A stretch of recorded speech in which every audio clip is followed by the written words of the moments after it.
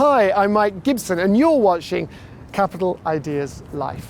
Today I'll tell you all about electricity and where it comes from in the Russian capital. In the next half an hour you will learn how the Moscow power supply system works. In today's episode, the Moscow power supply system, substations, power lines, underground collectors and combined heat and power plants. How and when did electricity appear in Moscow, and how does the city's power supply system work? Where does electricity come from, and how are light and heat simultaneously generated? You're going to learn this from our program.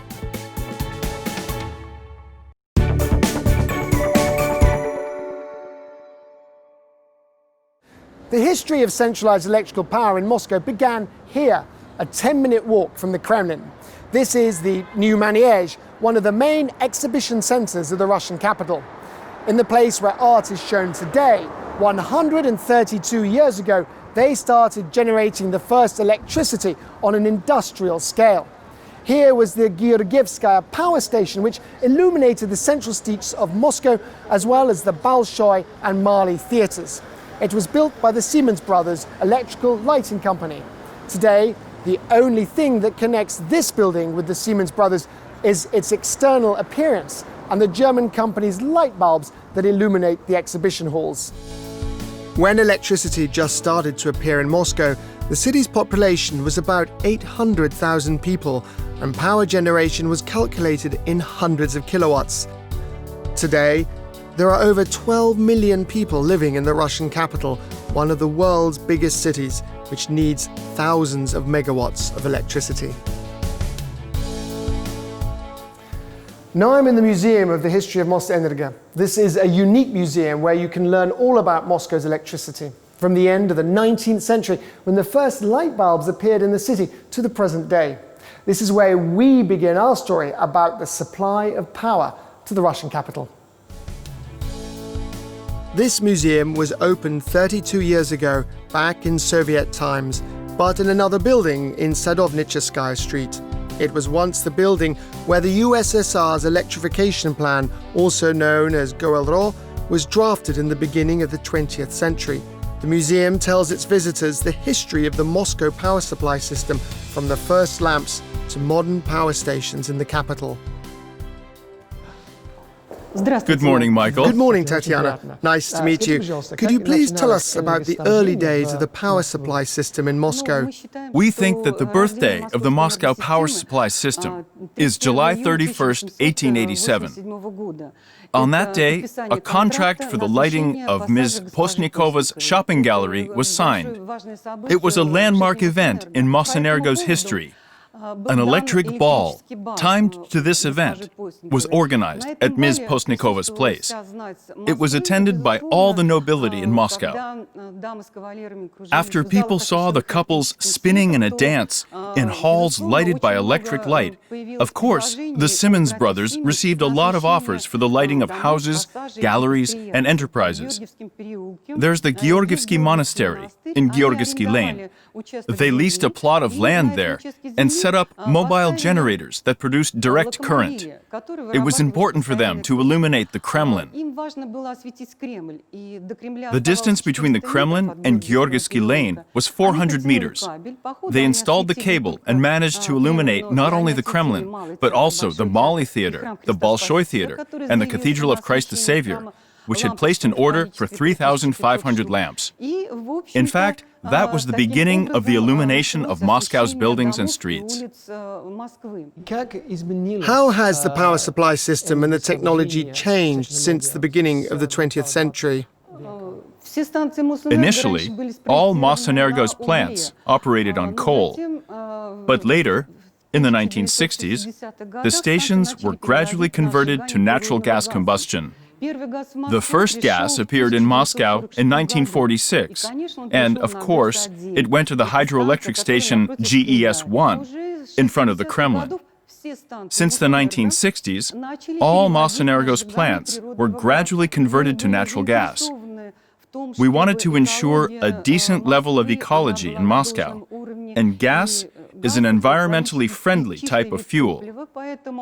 Today, all 15 plants owned by Mosenergo operate on natural gas.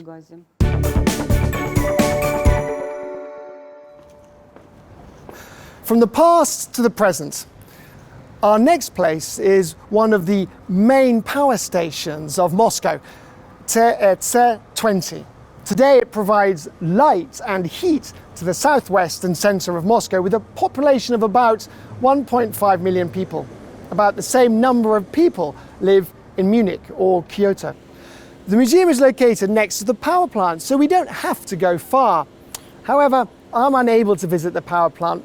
This is a strategic city utility, so it's close to visitors. However, an exception was made for our cameraman. He will film inside, and I will explain it all in my voiceover. CHP stands for Combined Heat and Power Plants. They generate both heat and light simultaneously. The production process of the two types of energy are interrelated. They are based on fuel combustion. In our case, it is gas. To put it into perspective, gas calorific value is 2.5 times higher than that of coal, which was used here earlier. This means that with the same amount of resource, gas will generate 2.5 times more useful energy. The CHP plant works on the basis of the following technology. The fuel comes to the plant, then the gas is mixed with pure air before going to the turbine. The construction of the turbine is similar to that of a jet engine. The mixture is burned at the temperature of 1,500 degrees centigrade, affecting the blades. The engine gradually spins and transmits the energy of the spinning blades to the generator, which transforms mechanical energy into electrical power. There are two cycles like this one at CHP20. This means that having generated the first electricity, gas cooled to 600 degrees centigrade is sent to the boiler, where water is heated and turned into steam. The steam makes the blades of another turbine spin, and the cycle is repeated. Thus, the same amount of gas generates electricity twice. Then electricity goes to the transformer, where its voltage is increased in order to send electricity over long distances without losses. The 220-volt electricity will simply not reach the end consumer. The last stage is the transmission of electricity to the city via high-voltage power lines or underground cables. The plant has a long history. Its construction was planned before the Great Patriotic War. But unfortunately, as a result of the war, it was frozen. After the war, in 1947, they started clearing the site of the future plant and building CHP20. The first unit was launched in 1952. It was the T25 turbine, which was later renamed the T30. Later, the first turbine was decommissioned because the T30 was replaced with power unit number 450, which was 15 times more powerful than our first turbine. After electricity is generated, the heated water goes to the boiler and gives its heat to the circuit water, which goes to the city's special heating units. There, the circuit water heats the city water, which goes to water taps and batteries in our apartments. So, all in all, there are 3 closed pipeline systems, each heating the next one, and yet the water contained in the pipes never mixes. The projected capacity of our plant is 1,110 megawatts. Our plant is a millionnik, that is, its capacity is over 1 million kilowatts. There are 7 plants like this in the city. We mostly supply electricity to districts in southwest Moscow, such as Akademический and Konkovo. We provide electricity to about 1.5 million people. The efficiency of the machines lessens as a result of hot weather, which is when the plant can generate lower electricity volumes. In order not to depend on external temperature, a special air conditioner has been installed at the plant. Hot external air goes to the conditioner from 3 sides. Inside, there are special liquid-containing bags, which moisturize the air and reduce its temperature. It is plus 28 degrees outside now. After the cooling, the temperature drops to 21 degrees. As a result, the power unit can generate 430 instead of 410 megawatts. This cooled air goes to the turbine and is mixed with gas. Используется у нас газ. We use gas, but we also have diesel fuel as an emergency option. In most cases, we burn gas. The gas is pumped to the station in 2 pipelines. The power unit burns about 75,000 cubic meters per hour. The fuel for the power plants comes from special stations called gas control units. Fuel is supplied to CHP-20 via 10-kilometer-long high-pressure pipes. It is a unique solution not only in Moscow, but also in the whole of Europe, where gas pipelines are usually not found in cities, let alone high-pressure pipes. Эта станция, она действительно самая крупная в Европе, потому что такой This plant is the biggest in Europe because the concentration of gas consumption in Moscow is unparalleled. And there are no stations like ours in European cities. They are all situated beyond the city boundaries. In our case, the city has, in fact, surrounded our station in the course of its development. This is uncharacteristic for the Europeans because the volume of consumption in European cities is relatively low. Gas is the main source of life in the city. It supports water supply, electricity, transport, lighting, ventilation. A gas control unit is a station that receives the high-pressure gas of Gazprom company straight from the fields. Here, it is purified, its pressure is lowered, and then the gas goes to various consumers, from power stations to the Muscovites' apartments. There are 6 units like this operating in Moscow. The Yochakov gas control unit, being the major gas distribution unit in the city, is a flagship station. The volume of gas going through this unit is enough to supply the whole of Norway with power. Gas supply is managed by the Central Dispatching Office.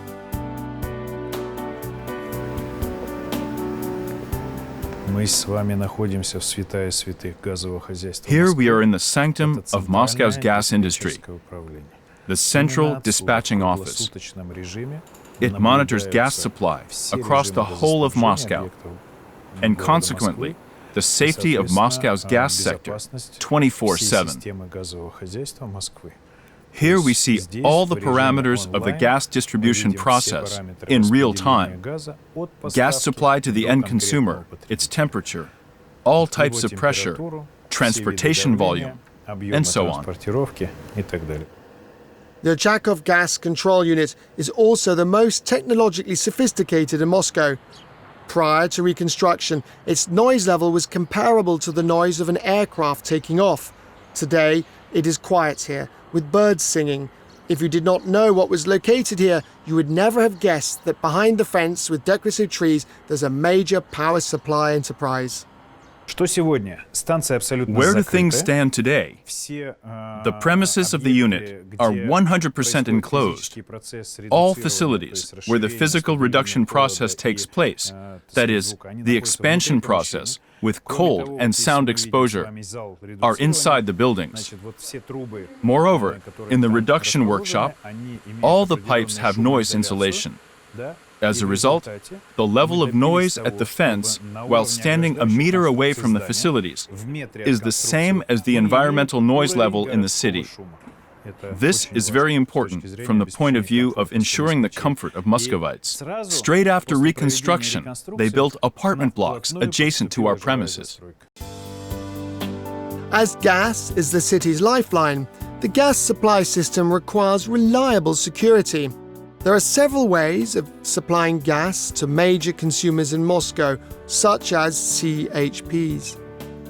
Consequently, gas services can shut down some units for repair, but the fuel will still be supplied to power stations via backup gas pipelines.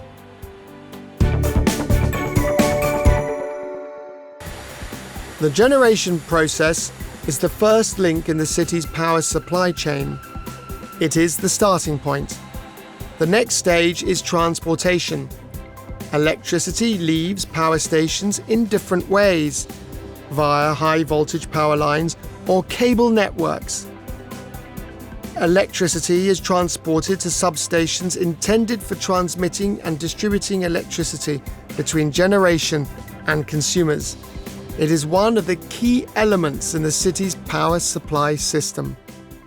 One of the largest substations in Moscow is Presnya. This is a basic power station for the Luzhniki Sports Complex, the Moscow Zoo, and the city. 3 years ago, the substation was reconstructed and prepared for the World Cup. Today, it supplies about 500 megawatts of electricity to the unified power system in Moscow. There is enough power for about 1 million people. The substation's key unit is a power transformer. It is responsible for transmitting electricity from a high-voltage circuit to a low-voltage circuit. At the Presnya substations, there are several transformers with various capacity levels. The voltage depends on electricity consumption by the consumer. For household consumers, the voltage is 220 volts, or 0.4 of a kilovolt. For major industrial consumers, it is 110 and 220 kilovolts, for example, if we're talking about an aluminum plant. The second process at the substation is power distribution. It is modular distribution devices that are responsible for this process. They collect electricity of the same voltage, and after this voltage is decreased by the transformer, it is sent to consumers. What makes modular distribution devices special is their compact size. For this reason, they are used at enclosed substations situated in the city. These are compact substations, which are usually used in harsh conditions or in cases of unfavorable atmospheric phenomena or high emissions levels. In large open areas with no restrictions, we use open substations. I'd like to emphasize that in Moscow, almost all substations are enclosed. As we said, there are two main ways of supplying electricity: the open one via transmission lines above our heads, and the closed one via underground cables. While everything is clear with the first, with the second, things are much more interesting. In order to witness firsthand where and how communication lines, electrical cables included, are installed underneath Moscow, we descended to one of the capital's collectors that goes underneath the riverbed towards the city's business center. A collector is a long underground tunnel intended for installing utility systems. It is possible to install simultaneously a heating system, a water supply system, power and communications cables in the collector. Collectors are installed at various depths, depending on their location. There are deep bedding collectors, like the one we're in right now, 20 meters below ground, because it goes underneath the Moscow riverbed. Or they can be installed 0.7 meters below ground. The total length of the collectors in Moscow is around 800 kilometers. If we put all the collectors together, end to end, we will have the distance from Russia's capital to St. Petersburg. The length of the cables inside the collectors is even bigger, 7,000 kilometers. It is only 500 kilometers shorter than the distance between Moscow and New York. Of course, you have to closely monitor this sector and take good care of it. Collectors are used every day, 24/7. They're equipped with life support systems such as security and fire alarms, methane level automatic control, and voice communication systems. Also, we have a common dispatch service which connects all collectors in Moscow. Electricity leaving the Moscow major substations, even if it is low voltage electricity, does not go straight to Muscovites' apartments. It needs to cross another threshold. The final link in the chain of electrical transmission to the consumers is a step-down transformer substation. These can be found in every second courtyard in Moscow. From here, the electricity goes first to the electrical panels in the building entrances and then to the lights and sockets in the apartments. Here, the voltage of 10 kilovolts at a major station, which is low in the eyes of power engineers, is viewed as high. Consequently, it should be lowered. This is the responsibility of a step-down transformer. After the voltage of 10 kilovolts is converted to 400 volts, it is sent to a compact distribution device. From here, it goes to houses, schools, hospitals, and having reached the socket, it has the classic 220 volts.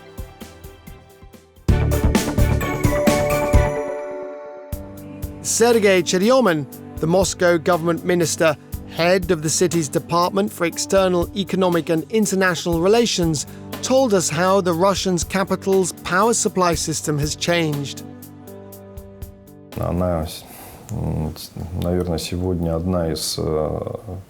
Perhaps it is one of the world's best developed systems.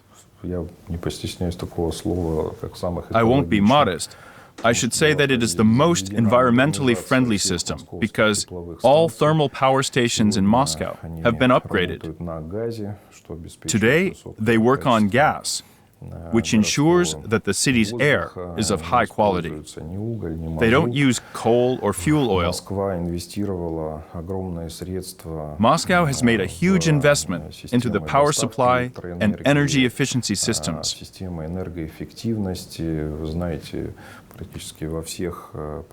You know, in virtually all entrance halls in apartment buildings, there are smart meters accurately measuring electricity. I hope we won't have any catastrophic situations, for example, like the one we had in 2005, when the city was plunged into darkness as a result of a blackout. Modern security systems ensure uninterrupted power supply. And I think that with today's power supply protection solutions, we will be able to implement construction projects not only within the boundaries of the historical Moscow center, but also beyond, into the territory of New Moscow. The city's electricity supply system is not only about the use of light by the end consumer, it is also about the city's lighting. Moscow never sleeps. This is known to every resident of the capital. After the sun sets and the city lights up, Moscow turns into one of the brightest cities in Europe. It consumes approximately 1 million kilowatts of electricity per day. For comparison, Sum, the capital's main store, consumes the same amount of energy in 18 days. Since 2010, the level of the city's lighting saw a 1.5-fold increase. Today, some 650,000 lamps are lit in Moscow streets, and about 470,000 lampposts stand along the roads and in the yards. Most street lights are LED. They are more energy efficient and effective than traditional light bulbs. The lighting system operates automatically.